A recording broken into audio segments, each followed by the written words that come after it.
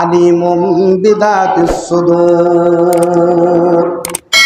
অন্তরের সংবাদ একমাত্র আল্লাহ পাক রব্বুল আলামিন ছাড়া কেউ জানে না। কাজকর্মে যাকে মুনাফিকি দেখা যাবে তাকেই আমরা মূলত মুনাফিক ধরব।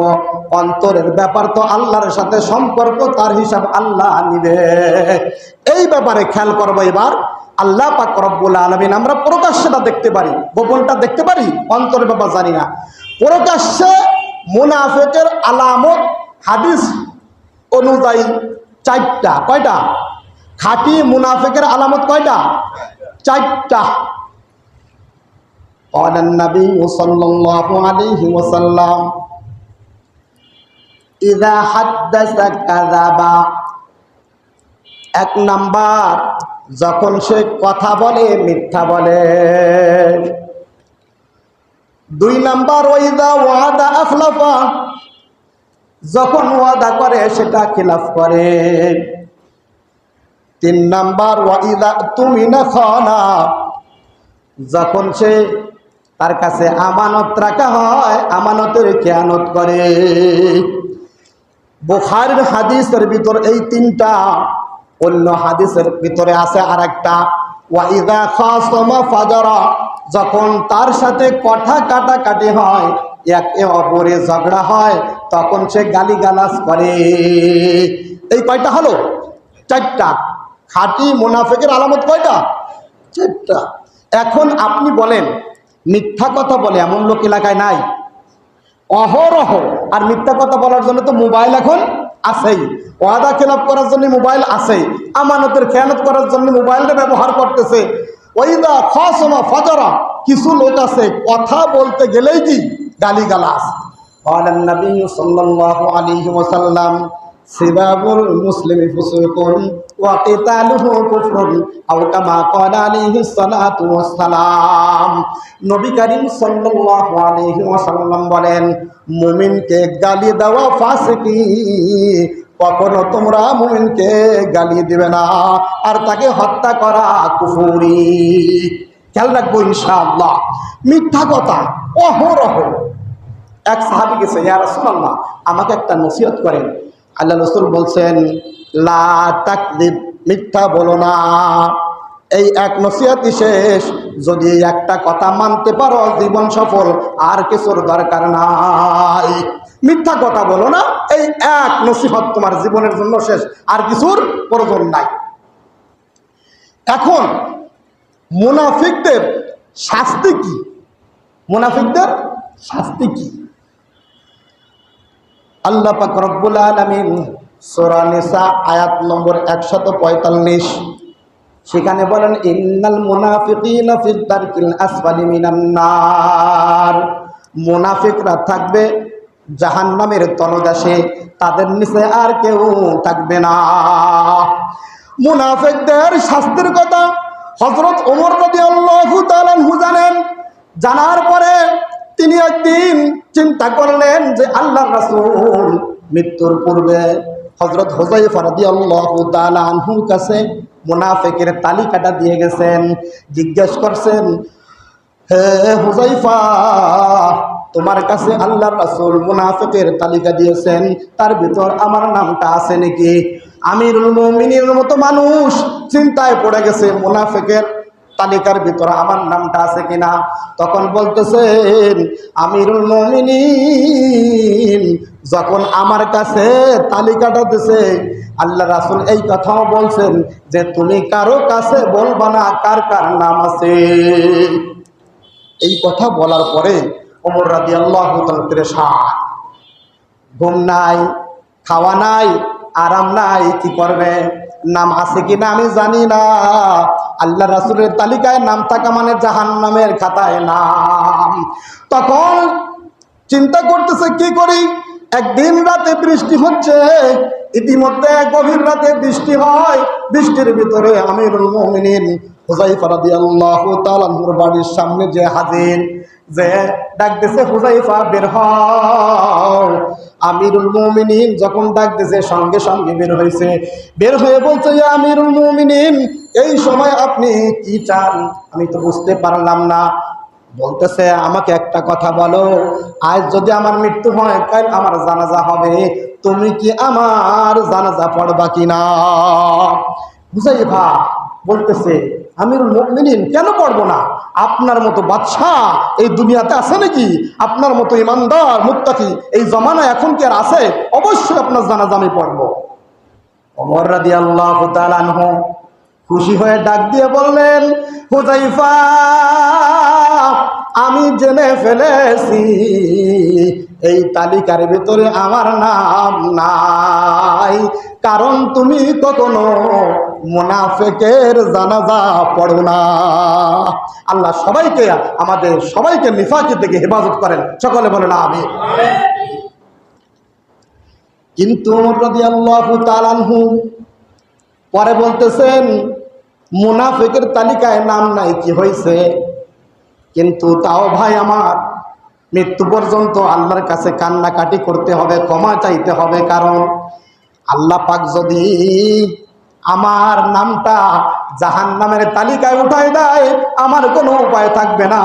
এজন্য আমার মৃত্যু পর্যন্ত আমি মুনাফিকি থেকে, গুনাহ থেকে বাঁচার জন্য কান্নাকাটি করতে থাকবো। মুনাফিকের খাতায় নাম নাই, তাহলে কি হয়েছে? কিন্তু যদি মৃত্যুর আগে আবার গুনাহগারের খাতায় নাম উঠে যায়, আমি কি করব? এজন্য আমার সেই মৃত্যু পর্যন্ত আমার কান্নাকাটি করতে হবে। মুনাফিক কখনো ক্ষমা পাবে না, মুনাফিক কখনো ক্ষমা পাবে না। মুনাফিকদের প্রধান সর্দার আব্দুল্লাহ ইবনে উবাই ইবনে সুলুল যখন মুমূর্ষ অবস্থা, ইন্তেকালের কিছুদিন পরে বলতেছে, ইন্তেকালের পূর্বে বলে তার ছেলে আব্দুল্লাহ, সে মুসলমান সাহাবী, তাকে বলতেছেন যে, বাবা, আমার যখন মৃত্যু হয়ে যাবে, আল্লাহ রাসূলের গায়ের কাপড় দিয়ে আমাকে দাফন করবেন, আর জানাজাটা আল্লাহ রাসূলকে দিয়ে পড়াবেন। ওসিয়ত করতেছে, তুমি বলবে। আব্দুল্লাহ বলতেছে, বাবা, আল্লাহর রাসূলকে আপনি অনেক কষ্ট দিয়েছেন, এ কথা সত্য, গায়ে সত্য। আম্মাজান আয়েশা রাদিয়াল্লাহু তাআলা আনহার বদনাম করেছেন, সত্য সত্য। তাহলে আপনার জানাজা কিভাবে করবে? আপনি মুসলমানদের অনেক কষ্ট দিয়েছেন, এ কথা সবাই জানে, এ কথা প্রসিদ্ধ মদিনাতে। তখন বলতেছে, আমি যত বড় খারাপ হই না কেন, জনাবে মুহাম্মদুর রাসূলুল্লাহ সাল্লাল্লাহু আলাইহি ওয়াসাল্লামের অন্তরে এত মুহাব্বত, এত মুহাব্বত, বলার সাথে সাথে আমার জানাজা করতে চলে আসবে। তুমি বলবে। ইন্তেকাল হয়ে গেল, বাবা তো আর কান্নাকাটি শুরু করলো। গোসল দিলেন, আব্দুল্লাহ সব রেডি করলেন, এসে বললেন, ইয়া রাসূলুল্লাহ, আপনার গায়ের একটা কাপড় দেন, বাবাকে পেঁচিয়ে আমি কবরে রাখবো, আর আপনি জানাজাটা করবেন। আল্লাহ রাসূল রওনা হয়েছেন। মুসলমান তো, ছেলে তো মুসলমান। আল্লাহ রাসূল অন্তরে ব্যথা, বাপ, ছেলে তো মুসলমান, কি করি, আব্দুল্লাহর কথা কিভাবে ফেলায়। রওনা হয়েছেন। ইতিমধ্যে ওমর ফারুক রাদিয়াল্লাহু তাআলা আনহু জামা ধরে বসতেন, সম্মানের সাথে জামাটা টেনে ধরছেন। ইয়া রাসূলুল্লাহ, আপনি যেতে পারবেন না। আমরা অনেক সময় নিজেদের কাছের মানুষকে খারাপি থেকে বাঁচাই, ভাই ওখানে যাবা না, তোমার সম্মান আছে, এখানে অসম্মানজনক কাজ।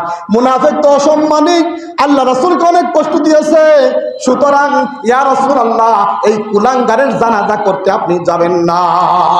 আল্লাহ রাসূল বললেন, ছেলে তো আব্দুল্লাহ তো মুসলমান, আমি কি করে কথা ফেলাই। ওমরকে সরিয়ে দিয়ে তিনি কি করলেন, জানাজা করতে চলে গেলেন।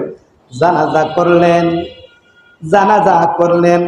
জানাজা করার পরে তার মাগফিরাতের দোয়াও করলেন। তখন কি বললেন, ইস্তাগফির লাহুম আও লা তাস্তাগফির লাহুম, ইন তাস্তাগফির লাহুম ৭০ মাররাতান ফালান ইয়াগফিরাল্লাহু লাহুম। ইয়া রাসূলুল্লাহ, ওমরের পক্ষে আয়াত নাযিল হয়ে গেল, ইয়া রাসূলুল্লাহ, আপনি তার জন্য ক্ষমা প্রার্থনা করেন আর না করেন, আপনি মুনাফিকদের জন্য ক্ষমা প্রার্থনা করেন আর না করেন, যদি ৭০ বারও করেন, ৭০ বারের বেশিও যদি করেন, তাদেরকে কখনো ক্ষমা করা হবে না। এমনকি মুনাফিকের কবরের দর দিয়ে আপনি কবর জিয়ারতের দোয়াও আমি পড়তে পারবেন না, হাদিসের ভিতর আছে। কোরআনেও আছে যে মুনাফিকদের কি কবরের দ্বারা যে আপনি দোয়াও করতে পারে না, 70 বারের বেশিও যদি আপনি দোয়া করেন তাদেরকে ক্ষমা করা হবে না। সুতরাং মুনাফিকি বাদ দিয়া অন্তরে একটা জবানে একটা, এটা আমি কখনোই করব না। করবো না তো ইনশাল্লাহ, কখনোই করব না। পরিষ্কার পরিচ্ছন্ন হয়ে চলবো, আর অন্তরে যেটা জবানে আছে যেটা, এটা এক করে ফেলবো। যেটা অন্তরে ওইটাই জবান দেয়। কিন্তু আমাকে ঝামেলা আছে। ঝামেলা কি জানেন?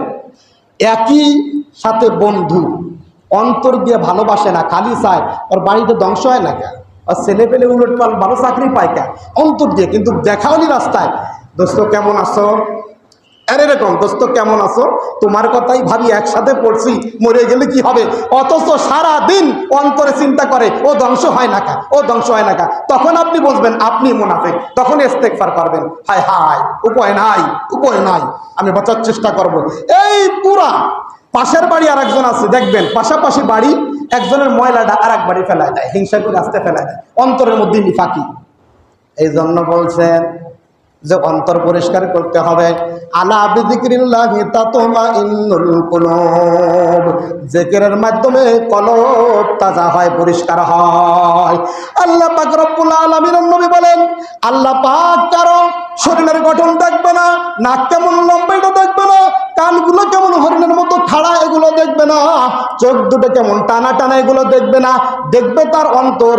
ক্বালান নবী সাল্লাল্লাহু আলাইহি ওয়াসাল্লাম, ইন্নাল্লাহা লা ইয়ানজুরু ইলা আজসামিকুম ওয়ালা ইলা সুওয়ারিকুম ওয়ালাকিন ইয়ানজুরু ইলা কুলুবিকুম ওয়া ফি riwayatin উখরা ওয়ালাকিন ইয়ানজুরু ইলা আমালিকুম।